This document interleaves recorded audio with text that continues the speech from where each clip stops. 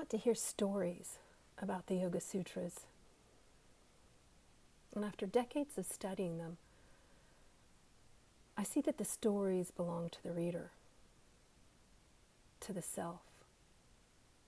Ultimately, the book is your story, not mine to tell.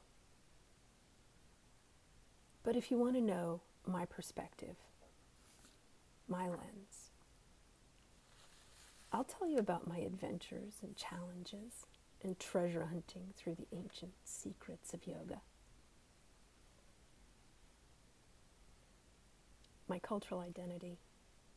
I grew up in the South, starting in the mid-60s during desegregation and the second wave of feminism, more specifically in a mid-Atlantic state, which fancies itself with more graces and superior sophistry than its basic cousins situated in a lower position on the map. Truth be told, if you've ever seen the movie The Help, you'll have an accurate depiction of the cultural and societal conventions of my formative years. A thick layer of pretense coated a denser layer of denial and of dark treachery regarding racial and gendered oppression. In my family's case, as patrons of the arts, a particularly shiny gloss of glamour gave sparkle to the twists of privilege that create defects in character. Myself, I carry scars and armor from the effects of generational primogeniture, the peculiar advantages of the firstborn. Usually they are males, but in my case both genders apply. My older sister was named after my mother. She holds at her core the murderous rage of a jealous 3-year-old. My birth seems to have ruined her life, and her thirst for vengeance springs eternal.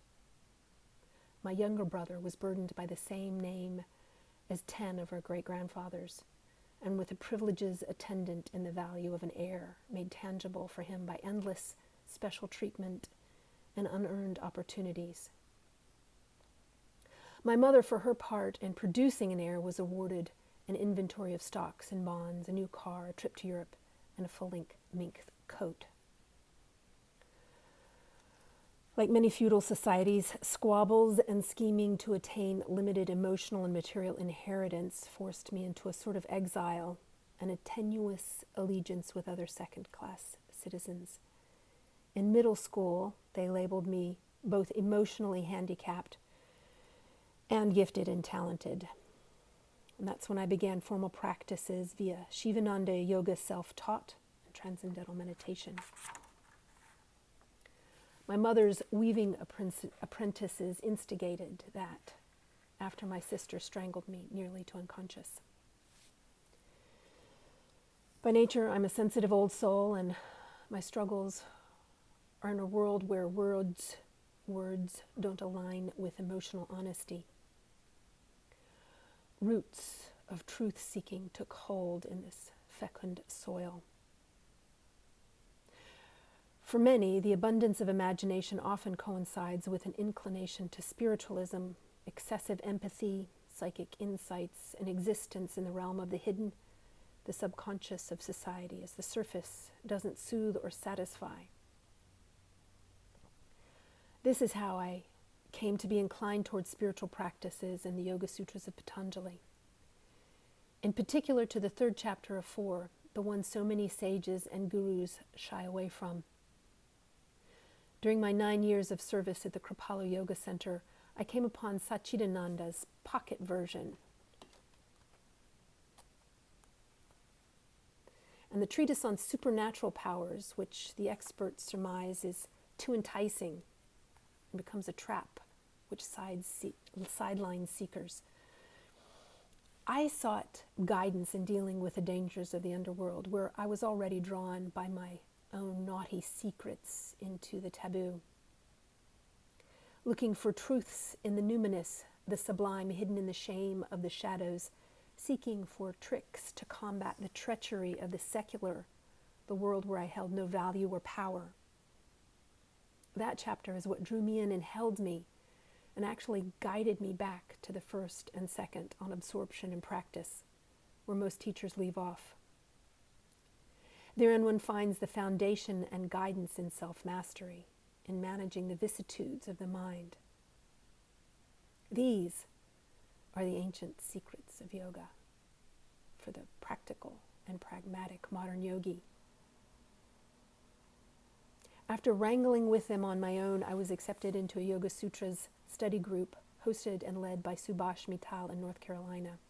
That is where I made great progress in comprehension. Several of us worked on a compilation of the direct translations devoid of commentary. This was the document I used to write my own interpretation following the end of a tumultuous romantic liaison. The sutras gave me solace, comfort, and focus. They returned my mind and heart to a more balanced state. Ongoingly, they give me guidance in managing existential struggles. Such a wealth of knowledge in such a tiny package. I often ponder, with the popularity of yoga, why do more people not relish this text? Why is it not fabulously famous? Why is it not cherished more than spandex yoga pants? I think that admonition to go no further than chapter 2 is perhaps partially a redress for incomprehension. The text is dense. The Sanskrit translations cumbersome. The innumerable commentaries accumulate like krill from thousands of men who believe that each of their thoughts, that every seed is sacred. It's completely overwhelming. Sometimes insightful and frequently irrelevant. Patanjali says the purpose of yoga is absorption in a quiet mind to thin the roots of suffering. I believe that people are better served by using the sutras to work with the contents of their own minds first. My version is just for that. Simple language with no commentary to speak of. The effects of the words is often a catapult into stillness where bliss reigns, insights of wisdom, clarity, composure. It's small and mighty, friendly, pocket-sized, a companion suitable for dog-eared familiarity, to be smudged with notes.